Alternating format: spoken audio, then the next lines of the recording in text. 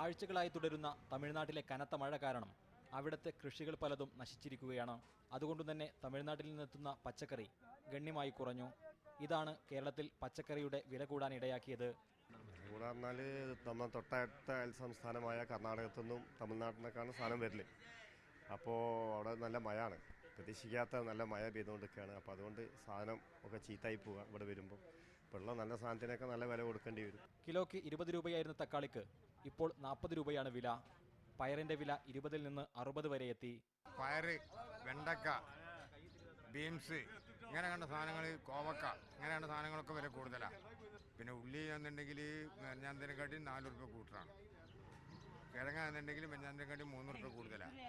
അങ്ങനെ ഓരോ കിൻഡലിന് ഇങ്ങനെ വരുന്ന സമയത്ത് 300 രൂപ കൂടുതൽ വരുന്ന സമയത്ത് ഞങ്ങൾക്ക് അങ്ങനെ വിൽക്കാൻ കഴിയണില്ല. മലയാളികളുടെ പച്ചക്കറി ഉപയോഗം കൂടുന്ന ശബരിമല സീസൺ കൂടിയെത്തുന്നതോടെ വില ഇനിയും ഉയരാനാണ് സാധ്യത. മീഡിയ 1 കോഴിക്കോട്.